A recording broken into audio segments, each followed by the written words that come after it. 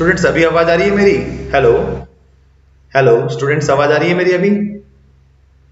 Okay, yes बेटा कीर्ति, thank you Kirti. Right, एक बार मैं वापस से रिपीट कर देता हूं जो मैंने आज सेशन में कवर किया है। राइट, फटाफट ग्लैंस कर लेते हैं उसका।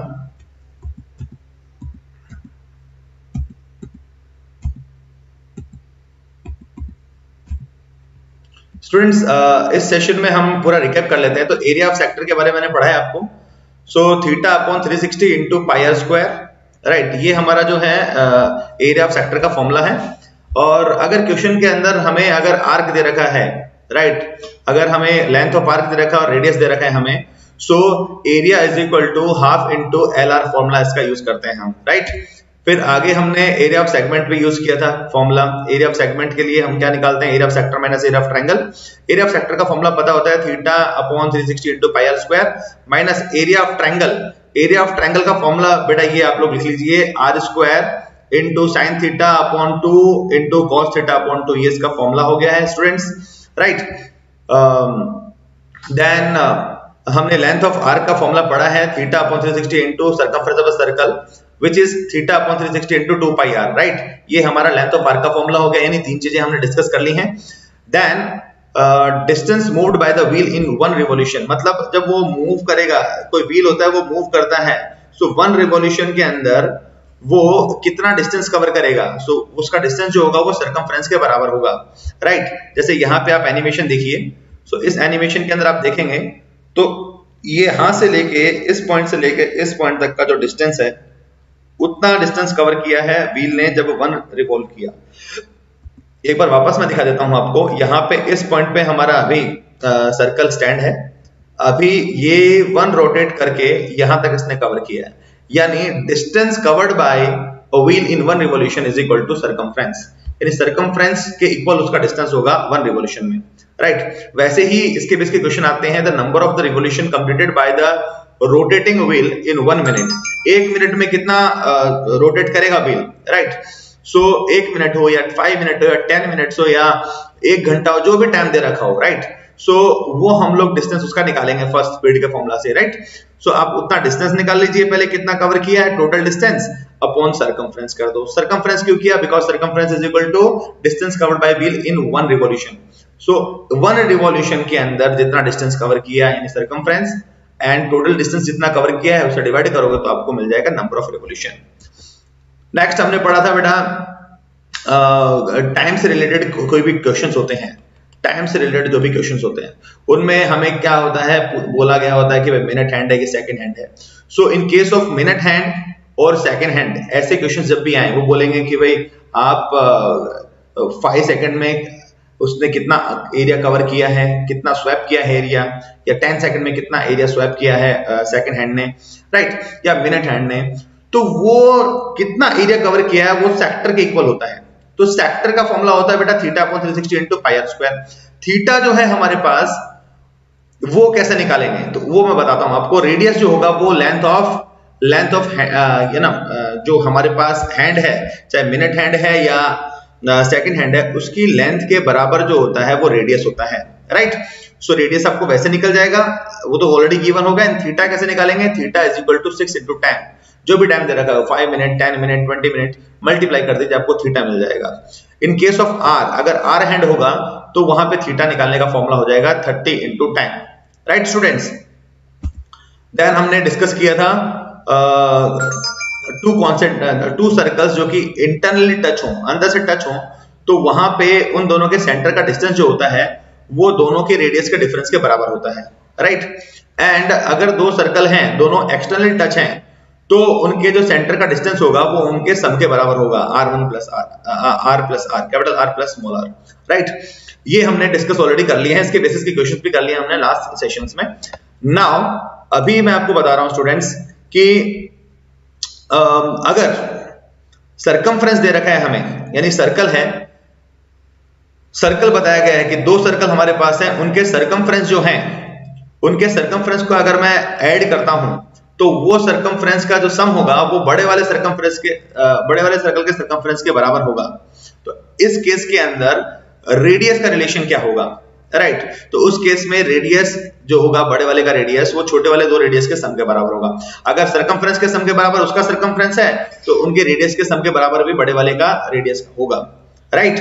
इन द सेम वे अगर एरिया की बात करता हूं मैं, area, so area of sector की बात करता हूं मैं, एक बार जरा देखना आवाज आ रही है क्लियर, ऊपर से ले आना। सो area of circle, area of circle जो है वो बड़ा जो एरिया है हमारे पास, सर्कल का जो एरिया है वो दो छोटे सर्कल के एरिया के बराबर होगा, राइट। तो उस केस में रेडियस का रिलेशन क्या होगा? तो रेडियस का रिलेशन क्या होगा यहाँ पे, क्योंकि एरिया है तो एरिया स्क्वायर यूनिट होती है, तो आप रेडियस का वो सेम रिलेशन जो हमने पीछे रखा था वही रिलेशन रखो, but because this is area तो एरिया होती है स्क्वायर यूनिट, सो आप रेडियस का स्क्वायर कर दो। तो रेडियस का स्क्वायर मींस जो बड़ा वाला सर्कल था उसका स्क्वायर इज इक्वल टू छोटे वाले दो रेडियस के सम के स्क्वायर, राइट, मींस स्क्वायर का sum. So R square is equal to r1 square plus r2 square, ये हमारे पास फॉर्मेट बन जाएगा। आप प्लीज इसे नोट डाउन कर लीजिए अपनी कॉपी के अंदर स्टूडेंट्स, बहुत बहुत इंपॉर्टेंट चीज है ये, इसके बेस के काफी क्वेश्चंस आते हैं। सो यहाँ पे हमारा फर्स्ट क्वेश्चन होता है बेटा find the area of the sector, sector हमें निकालना है यहाँ पे। The radius of the circle is 16, यानी रेडियस इसका 16 दे रखा है हमें, लेंथ ऑफ आर्क दे रखा है 5, यानी लेंथ ऑफ आर्क दे रखा है, रेडियस दे रखा है। तो इसके लिए एरिया ऑफ सेक्टर का फॉर्मूला मैंने आपको सिखाया था हाफ इंटू एल आर। पूरा लंबा प्रोसेस नहीं करेंगे इसमें, थीटा वगैरह फाइंड करने में टाइम वेस्ट मत कीजिएगा, हाफ इंटू एल आर आप डायरेक्टली पुट कर दीजिए तो डायरेक्टली आपको मिल जाएगा area of sector.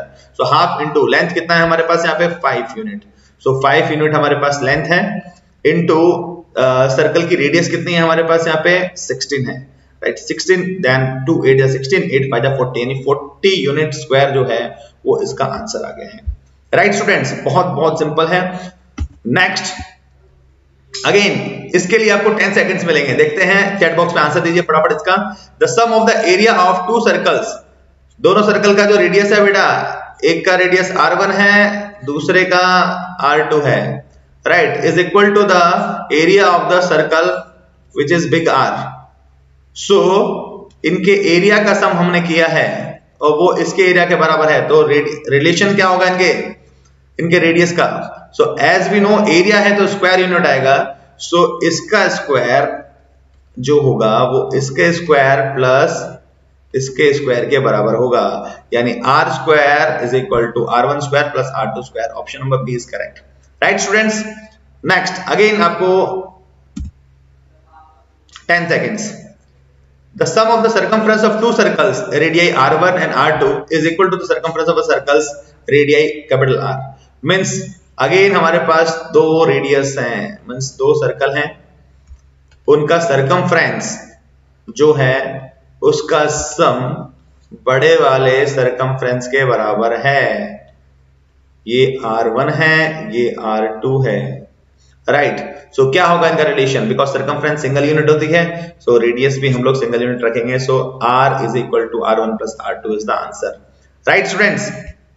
Late me check the answers, कौन कौन क्या क्या आंसर दे रहा है।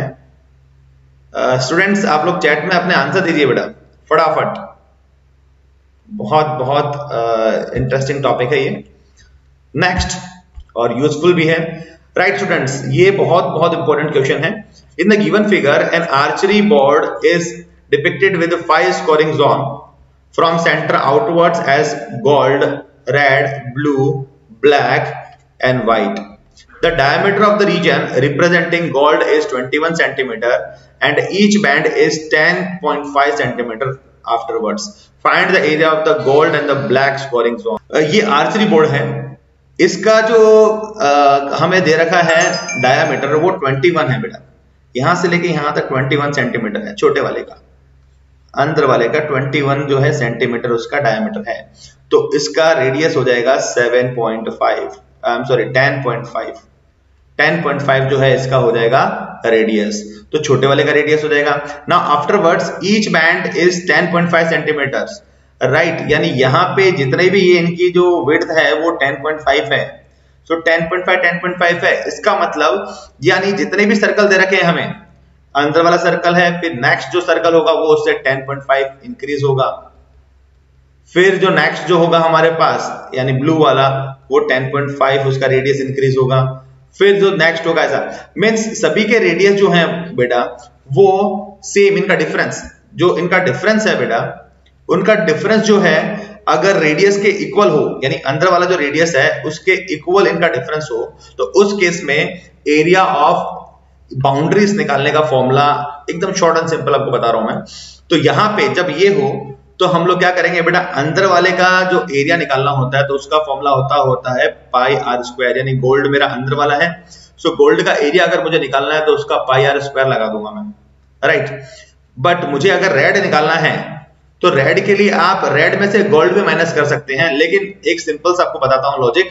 जब यहाँ पे अगर डिफरेंस इनका सेम हो, रेडियस के बराबर अगर डिफरेंस हो, तो क्या करेंगे आप, तो यहाँ पे आप हर एक कॉन्सेक्यूटिव जब कलर पे आप जाएंगे तो वहां पे आप ऑड नंबर से मल्टीप्लाई कीजिए। तो यहाँ पे हमारे पास नथिंग बट 1 था, तो यहाँ पे 3 पाई आर स्क्वायर लगा दो।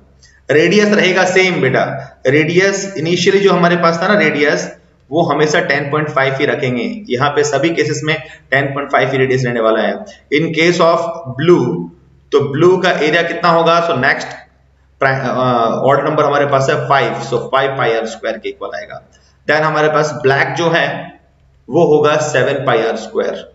देन हमारे पास व्हाइट है तो व्हाइट होगा 9 पाई आर स्क्वायर, राइट। यहाँ पे रेडियस बेटा आपको इनकी रेडियस नहीं लेनी, जो इनिशियली जो रेडियस थी गोल्ड की वही रेडियस हमें लेनी है, राइट स्टूडेंट्स। सो हमें यहाँ पे एरिया फाइंड करना है गोल्ड का एंड ब्लैक का। सो गोल्ड एंड ब्लैक, सो आप गोल्ड का एरिया निकाल लो, इंटू 7 कर दो तो आपको वो मिल जाएगा, राइट। सो गोल्ड का एरिया निकालेंगे अभी हम।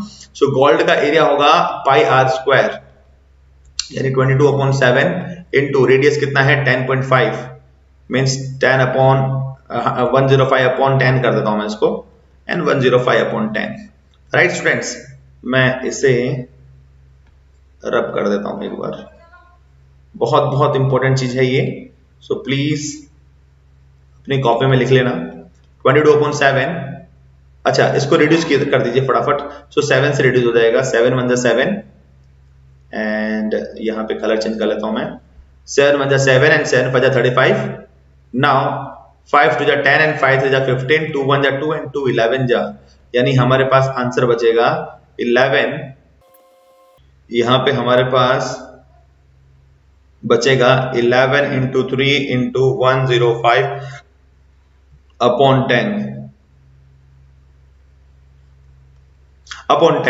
राइट। आगे इसको रिड्यूस कर सकते हो बेटा आप, 5 से रिड्यूस करो फिर उसको कैंसिल कर दो, राइट। सो ऐसा भी कर सकते हैं आप, 5 2 10 एंड 5 1 5 एंड 2 1 2, राइट। नाउ इसे कैंसिल कर दीजिए आप, तो ये आ जाएगा 10.5, यानी 10.5 मल्टीप्लाई बाय 11 से जा 33, 33 इंटू 10.5, यानी 105 इंटू 33। सो 5 से जा 15, 3 1 जा 3, 3 1 5 5 6 4 3, यानी 346.5, 1 डेसिमल हमारे पास था तो 346.15, यानी हमारे पास दो ऑप्शंस हैं, इनमें से कौन सा करेक्ट होगा। तो नेक्स्ट वाला देखते हैं इंटू 7 करके, बिकॉज ब्लैक निकालना है मुझे, तो ब्लैक वाला इंटू 7। सो इसको इंटू 7 कर दीजिए आप, 7 5 35, 3 7 6 42 एंड 42 45 4 7 4 28 एंड 32 एंड 3 7 3 21 एंड 24, यानी 24255। डेसिमल हमारे पास 1 है, यानी option number B is correct, right students. So ये जो है वो बहुत इंपॉर्टेंट चीज मैंने आपको बताई है, प्लीज इसको लिख लीजिए कॉपी के अंदर।